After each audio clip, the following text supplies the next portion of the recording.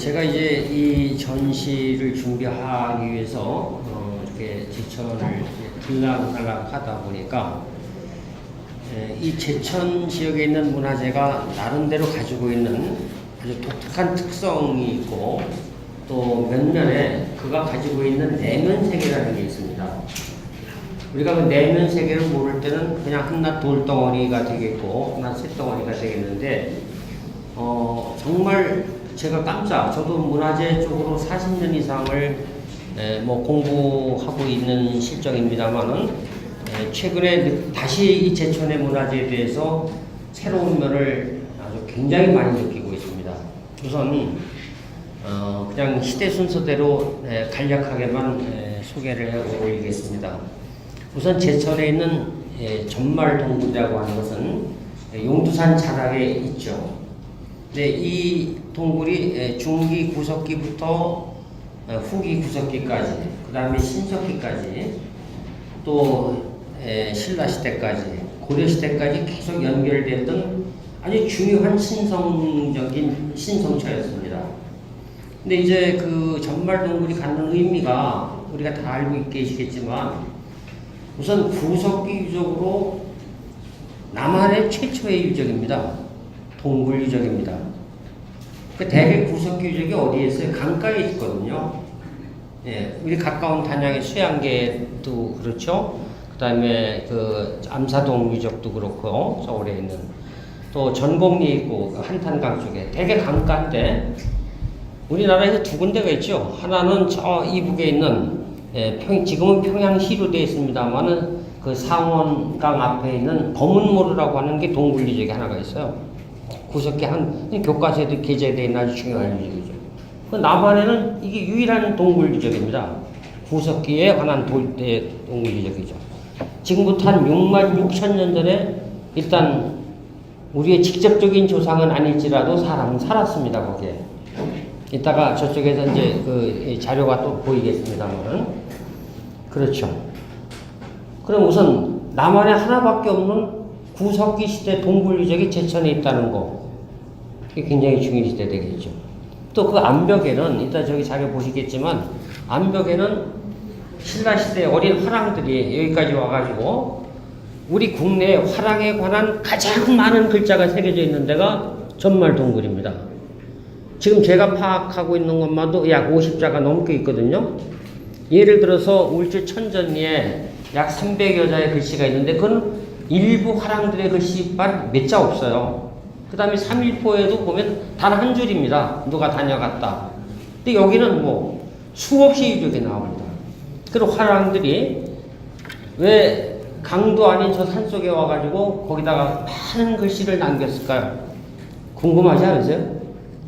저는 오늘 짧은 시간이지만 하라면 2시간도 하겠습니다. 3시간도 하겠지만 근데 저는 오늘 제천 지역에 있는 우리 문화유산에 대해서 저 나름대로 생명력을 한번 불어넣어 보겠습니다. 박수 한번 주세요.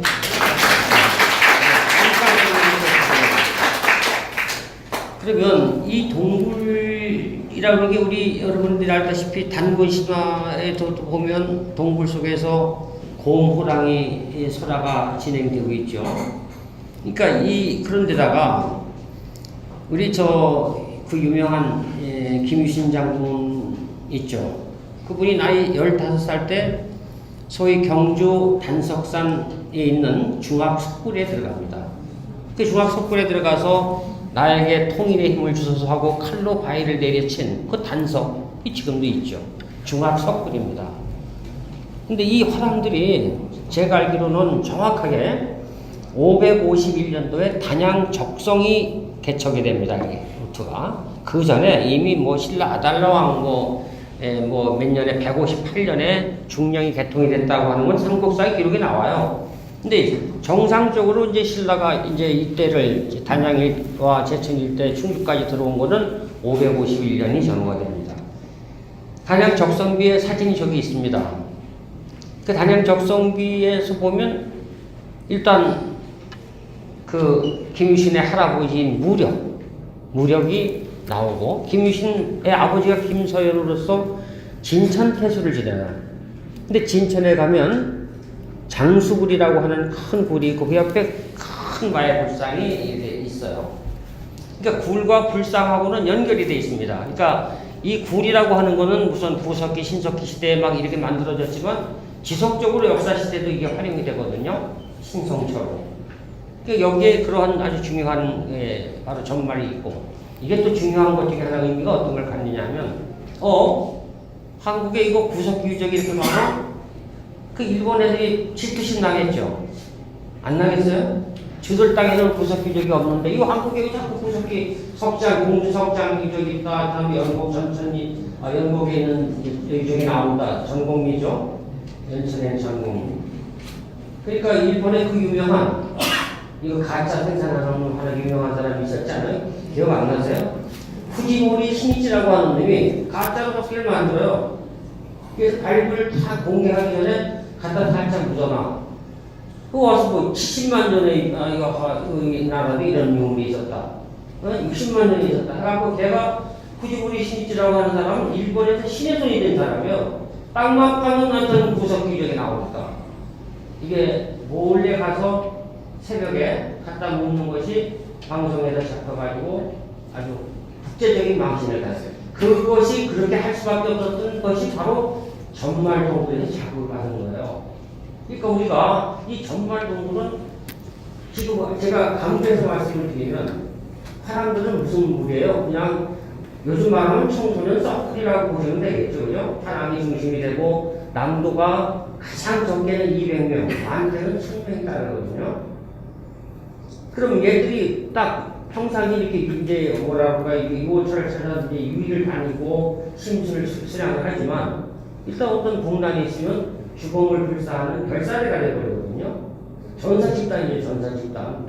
여러분 아시는 간창회 같은 경우에 다 아시죠? 원술랑 같은 거. 여기에 보면요.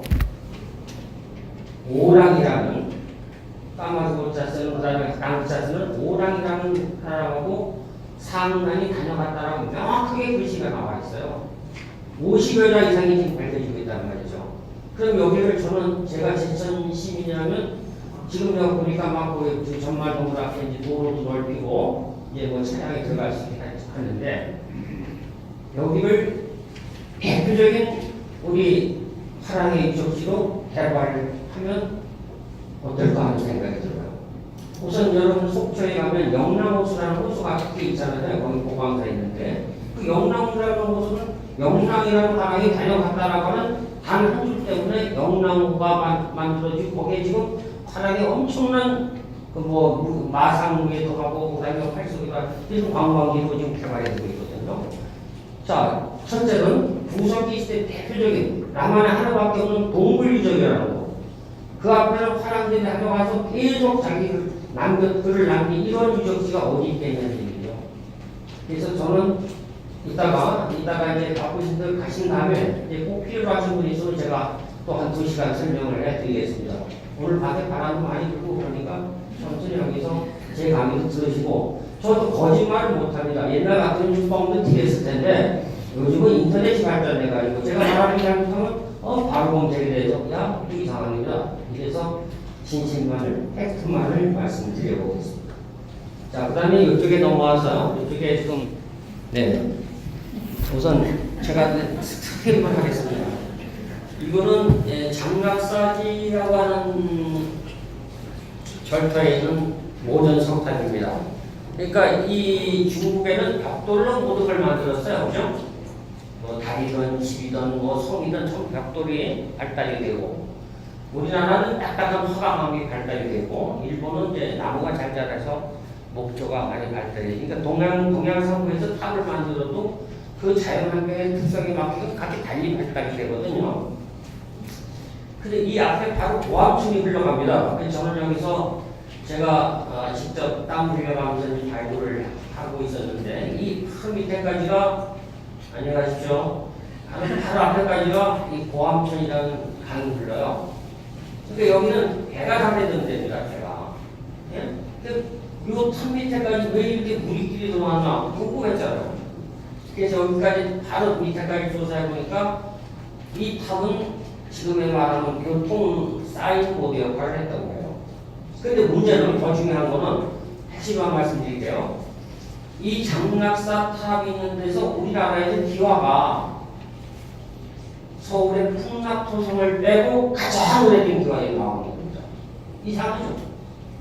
네? 서울의 백제시대 풍락토성 유명하지 않습니까? 그 풍락토성에서 나오는 거와 거의 맞먹는, 그러니까 남한에서 가장 오래된 기와가 나오는 데가 바로 여기예요. 네? 이런 특색이 아주 중요한 거죠, 이거. 기와가 다르게.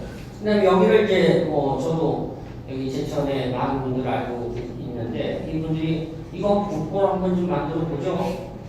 당연히 국보감이 되겠죠. 근데 이 국보나 국가지정문화, 이게 보물이지만 국가지정문화재 최단 상위 등급인 국보를 지정하려면 우선 사역이 확정이 돼야 됩니다. 사역. 어디서부터 어디까지가 절표였다. 들어가는 문은 여기고, 여기는 예를 들어 전정, 중정, 후원이 있었다. 진입공간, 중심공간, 그 다음에 주변공간이 정확하게 만들어져야 되는데, 지금은 이 논밭으로 다 개정이 돼가지고 찾아내기가 많이 어렵습니다.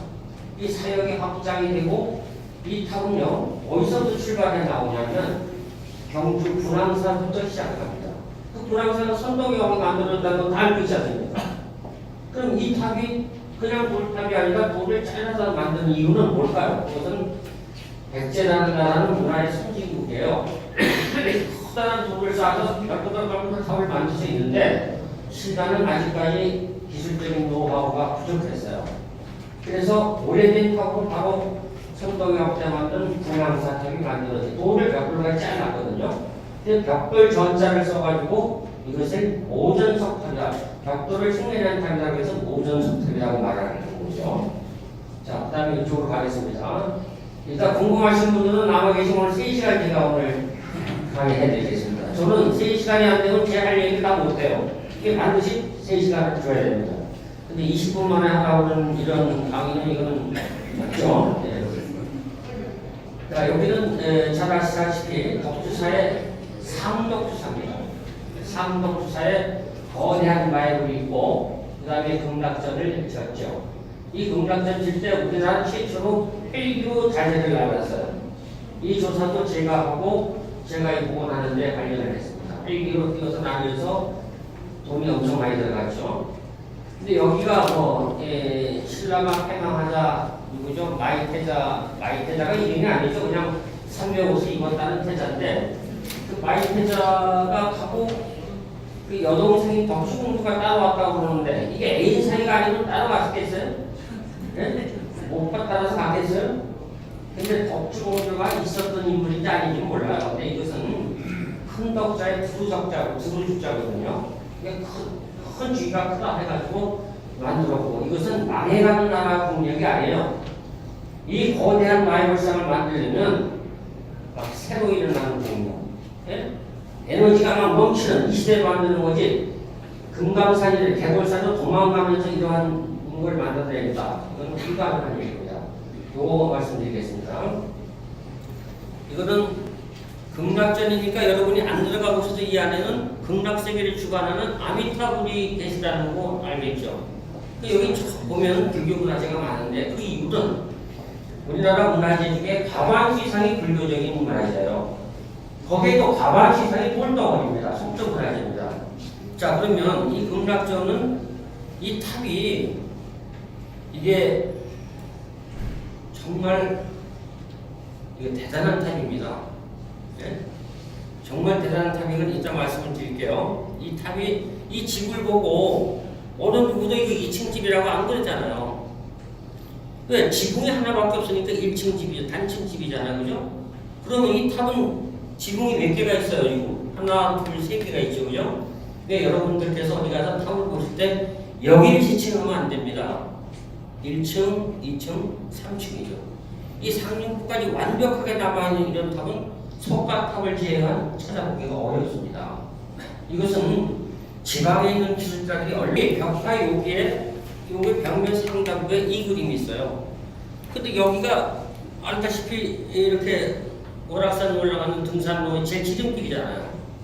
여기 수없이 다 많이 가는데도 왜 하필이면 이게 제 눈에 띄었는지 모르겠어요. 예? 자, 여기 보면 그림의 글씨가 사명대사 행일본 지도, 일본으로 가는 지도를 라고 하는 글씨까지 적어놨어요. 이렇게. 아까 우리 원장님께서 말씀했지만 이 사명당에 관한 벽화는 우리나라에 유일무이한 겁니다, 지금. 그래서 이 극락전도 이번에 해체를 하고 있습니다만 이게 완성되면 보물로 승격을 시킬 그런 계획인데 이 건물도 문화재로 지정되어 있지만 이 그림조차도 또 다시 문화재가 지정되어 있어요. 이런 예도 우리나라에서 없어요. 왜? 건물이 지정되면 그냥 건물 안에 다 있으니까 외벽이나 있으니까 되는데 이건 바깥에 이렇게. 근데 이 사명당에 관해서 제가 이제 한 10여 년 전에 동국대학에서 이 내용을 가지고 발표를 하고 논문을 만들어냈는데 왜 사명당이 여기 그림이 있을까? 이게 좀 이게 중앙일보에 신문의 문화면으로 제1면에 칼라로 나왔던 아주 대표적인 소개가 됐던 겁니다. 메이저 신문에서. 문화면이 항상 뒤로 쳐지잖아요. 근데 일면 탑으로 놨었습니다, 이 당시에. 근데 여기 보면 그 왜 이렇게 있을까 하고 이제 연구를 하다 보니까 사명대사가 단양에 가가지고 단양의 성벽에 이렇게 기대서 하늘을 보면서 시를 남겨요. 예? 이후 단양. 그 다음에 이분이 김해로 가서 김해에 작천이라는 배후를 건너가면서 배에서 또 시를 남겨요. 근데 보니까 이 양반이 충주 숭선사라고 하는 절터가 있는데 그것도 지금 사적으로 지정되어 있고 제가 연속적으로 발굴조사하는 곳입니다. 이 사명대사가 숭선사에 주지를 하더라고요. 그 다음에 더 곳으로 올라가 보니까 여기 스님들과 주석을 하고 계십니다만은 법주사 8상조를 1967년에 해체를 하려고 다 드러냈어요.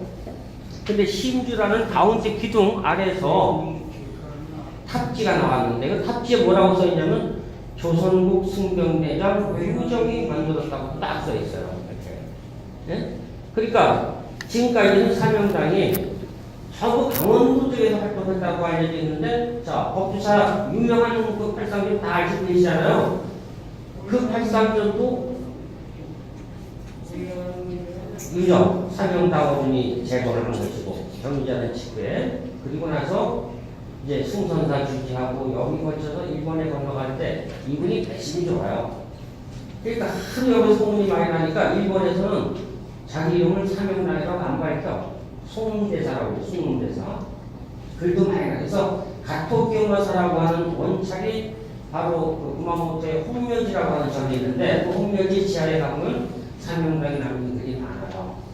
그래서 연전에 KBS에서 저보고 그러면 우리 사명당 루트를 한번 가는 특집 방송을 한번 해보자. 그래서 기한이 돼서 이제 막 해나가다 요 법주사에서 제가 잘 아는 정도 스님, 부지 스님께서 살짝 고개를 흔들어가지고 질문을 하고 있어요. 근데 이 루트를 한번 찾아가면 참 좋겠죠. 근데 가토기요마사를 만나서 한국에서 이제 조선에서 만나서 그 가토기요마사가 야 이걸 땅에 무슨 보물이 있냐 그러니까 바로 니모가지가 보물이다 하고 적장 가토기요마사를 길을 죽인 아주 대단하신 분이에요. 그래서 틈적사로 일본을 가서 아까 원장님 말씀하신 대로 3,000명의 포로를 들어와요. 그 제가 왜 여기서 이 강의를 준비를 하려고 했냐면 이게 고한 말에 어느 날 갑자기 제천의 정신, 의변의 정신이 나타나는 게 아닙니다. 시아 통일신라 시대 때부터 화랑의 정신이 있었고 화랑의 정신이 뭐예요? 그것은 우에 스승이 가르쳐준 원광법사라는 스님이 가르쳐준 임전무태 정신도 있고 그 다음에 부모를 자성계라는 정신도 있고 그 정신이 있죠. 자 이렇게 요거도 조금만 더 하겠습니다. 여기 한번 봐주세요. 우리나라에 한국을 석탑이라고 그래요. 석탑이 전 세계에서 제일 많은 나라입니다. 지금 남북 통틀어서 한 1,500기 정도가 있습니다. 그 500기 중에서 이 탑하고는 전혀 달라졌잖아요. 네? 이 탑하고는. 저는 모양이 형체가 달라졌잖아요. 턱하니 사자가 4마리가 배치가 되고 사자 머리가 탑을 받들고 있고 그 사자탑은 남북을 통틀어서 지금 5개밖에 없습니다. 자, 제일 오래된 게 지리산 화엄사에 있는 화엄사 사사자 3층 탑이 하나가 있고 그거를 모방한 이 탑이 있고 그 다음에 저 함안에 가면 주리사지라는 절터가 있는데 거기는 다 없어지고 사자만 이렇게 남아있어요. 근데 새로 만들어서 여기다가 막 올려가지고 주의사식 하나가 있는데 그리고 홍천 읍사무소에 가면 이와 비슷한 게 하나 있는데 여기가 훨씬 더 모던하게 잘 생겼어요. 자, 그러면 우리 국내 남북을 통틀어 1,500기 중에 탑 중에서 사자탑이 5개밖에 없는데 화엄사의 것보다 그거를 유사하게 해서는 아주 잘생긴 탑이에요. 자, 그 다음에 여기 보시면 안에 이제 이 여기 상이 이렇게 손을 말아주고 있는 비로자나불이라고 하는 상인데 이 부처님은 부처님 중에 제일 격이 높은 부처님이에요. 그래서 이 비로자나 상이 이제 대일렬이라고도 합니다. 근데 여기가 바로 연화장 세계를 구축하면서 뒤에 머리 뒤에 두광이라는 광배를 만들어야 되는데 사방이 뻥 뚫렸으니까 만들 수가 없으니까 천정에다 이렇게 광배를 만들었어요. 이 광배라고도 볼 수도 있지만 이것은 바로 화엄경 세상에 나오는 연화장 세계를 만들어낸 거예요. 연화장. 우리 저 석굴암에 가면 어때요? 부처님이 이렇게 앉아있고 광배는 광배에 뚝 떨어져 있지만 보는 시각에 따라 딱 머리 뒤에 붙어있는 것 같은 찾기 현상을 주잖아요. 그런 아주 중요한 탑이죠. 근데 보다 더 중요한 것은 바로 여기에 뭐라고 글씨를 많이 적어놨어요. 네? 뭐라고. 근데 여기 글씨를 읽어보니까 언제가 나와요. 언제. 네? 그러면 이 탑이 언제 지금까지 모든 것은 추상 아닙니까? 네? 대개 그랬을 것이다. 이랬을 것을 추정한다. 이 역사학자들이 먹고 살기 좋아요. 근데 막 떠들어요. 난 물 좀 갖고 갖다 줄래요? 네. 자, 이랬는데 뭐라고 좀 써놨는데 여기 보니까 대평2년이라고 써놨어요. 그 대평2년이 고려 현종 13년에 해당이 됩니다. 여기서 잠깐 고려 현종 13년이 어느 때가 되느냐?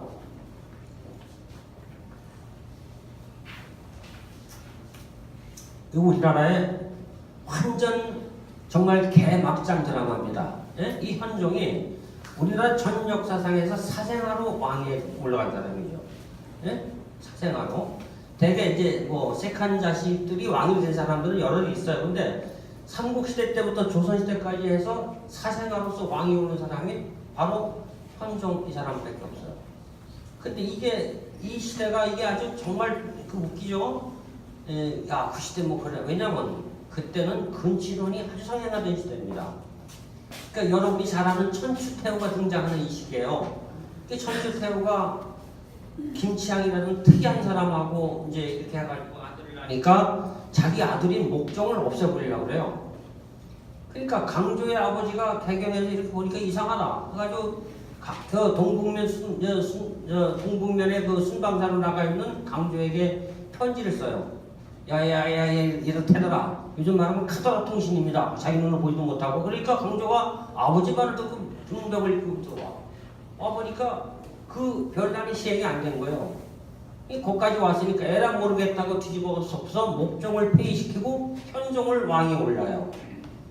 근데 현종이 고려시대 중시조와 똑같습니다. 왜? 그 현종 주기 이후부터는 몽땅 공양왕 때까지가 전부 현종의 혈통들이 왕위를 이어나가요.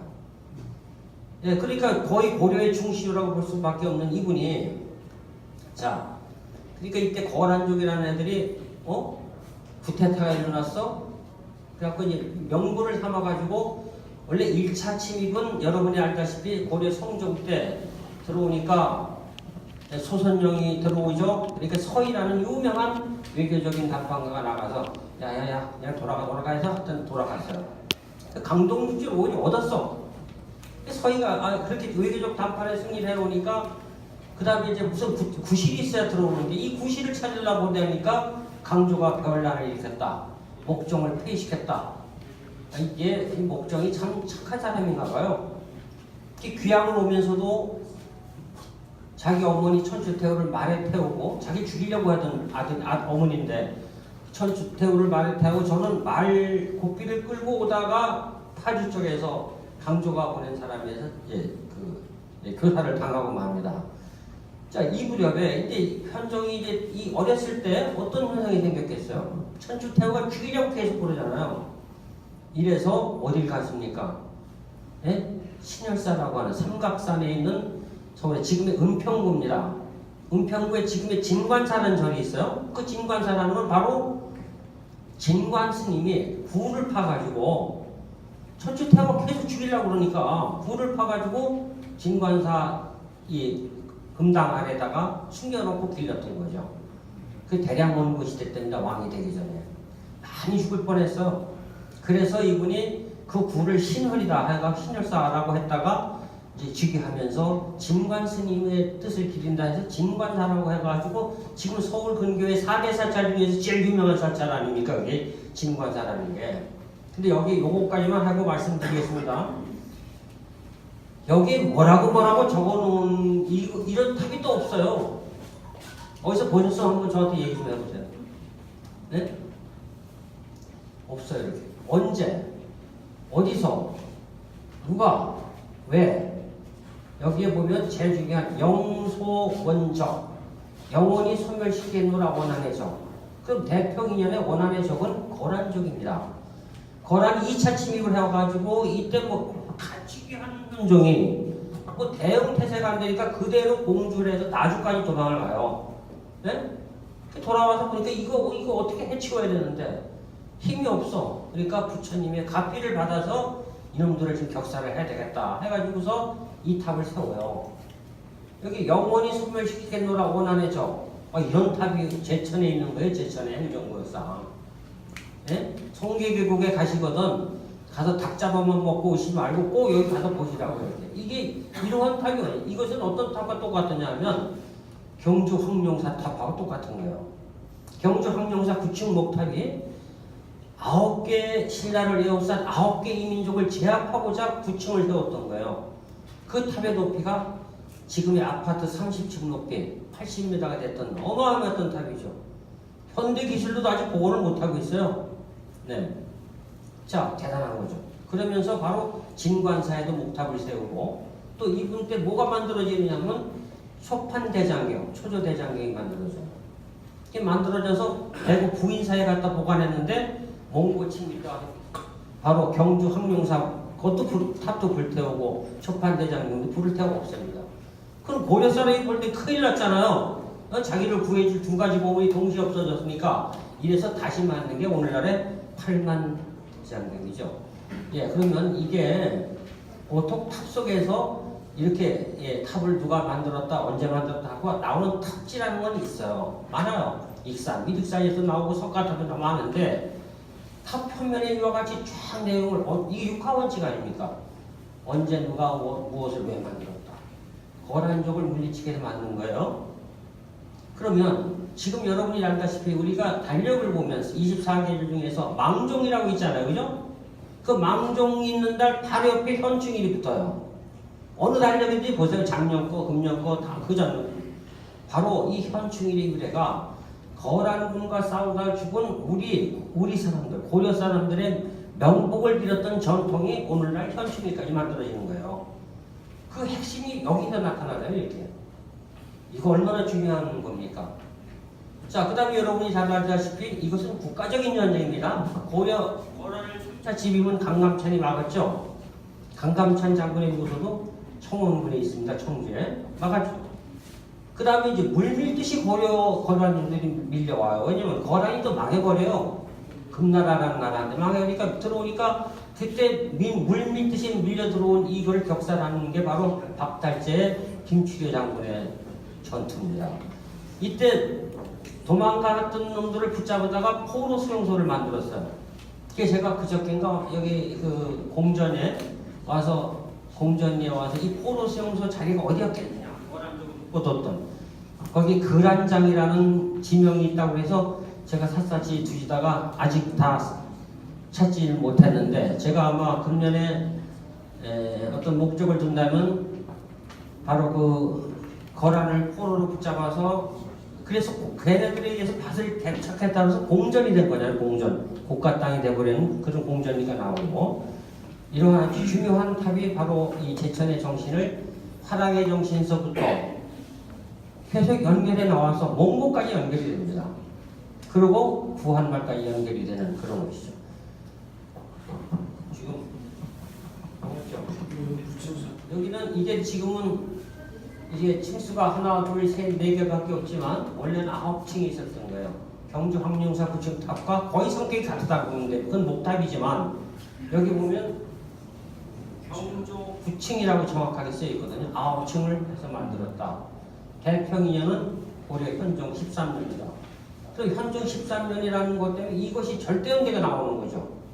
이 탑이 이렇게 정확한 연대가 만들어져서 나오는 이런 귀한 탑이 바로 이런 것이 다 이런 신라 화랑정신에서부터 거란, 원고 그리고 부한말의 위정축사상까지 쭉 연결되는 것이 저는 제천의 정신이라고